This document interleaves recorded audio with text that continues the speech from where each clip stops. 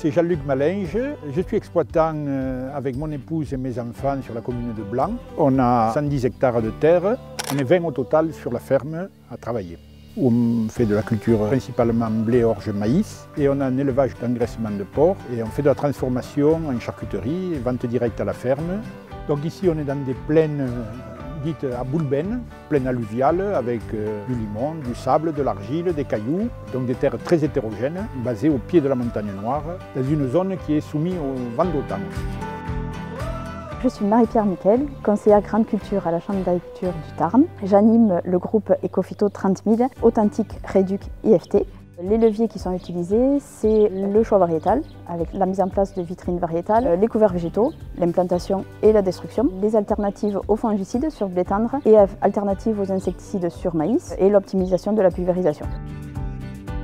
L'Acuma de Belle-Serre a été créé en 1985 et on a fait le pas, il y a 3 ans, de renouveler. On a préféré partir sur un outil traîné, plutôt avec les dernières technologies. Il y a une grosse capacité, donc 3000 litres, une rampe à recirculation et aussi une coupure G par G. Et dans nos parcellaires qui sont un peu tordus, un peu en pointe, permet de jamais avoir de redoublement ou de manque. Et ça permet d'avoir une facilité de travail. Une fois qu'on a fait le tour du champ, on ne fait que suivre les lignes. Les jets se coupent tout seuls. Donc si on fait une fausse manœuvre, si on déborde sur un fossé, il n'y aura pas de produit qui ira dans le fossé. C'est quand même un plus environnemental. On a une parcelle qui fait 10 hectares, mais qui est tout en courbe et tout en pointe. Avec le matériel précédent, où on avait une coupure manuelle, pour mettre 100 litres hectare, je mettais 1100 litres. Là maintenant, cette parcelle, je sais que 100% de la surface est faite, et je mets 1000 litres, 1020 litres pour être sûr, donc il n'y a pratiquement rien à épandre en fin de chantier. Et avec un gros confort de travail. Une autre option qu'on a sur cet outil, c'est on a une rampe LED d'éclairage. Donc ça permet de travailler tôt le matin ou tard le soir dans de meilleures conditions et d'hygrométrie et d'absence de vent. Il a la hauteur de la rampe qui est variable en fonction de la hauteur de la culture. L'achat d'un pulvérisateur en commun permet aux agriculteurs de bénéficier de plus d'options qu'ils n'auraient pas pu en individuel. Deux des agriculteurs engagés dans l'achat du pulvérisateur ont pu témoigner en septembre 2022 lors d'une journée organisée par la Chambre d'agriculture et la FDCUMA sur l'optimisation de la pulvérisation où 40 agriculteurs étaient présents.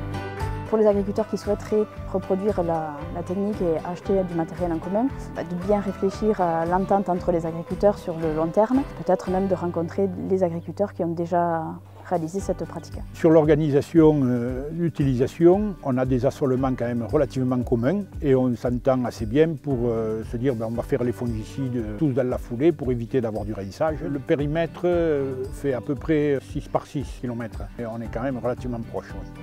En général, le matériel est stocké chez le dernier utilisateur, mais on va essayer à terme d'avoir un endroit plus central où on pourra hiverner à l'abri. Le matériel de pulvé n'est pas plus compliqué à avoir en CUMA qu'un autre matériel. Il faut avoir une philosophie un peu commune, c'est-à-dire accepter un peu les différences des autres, savoir consacrer un peu de temps à l'échange. La pulvée, c'est un domaine qui évolue peut-être le plus vite, l'agriculture, et donc il faut penser des temps d'amortissement du matériel assez courts. Donc ça, c'est l'intérêt d'être à plusieurs, de pouvoir penser peut-être la prochaine génération où on aura de la reconnaissance d'image, du traitement plante à plante, etc.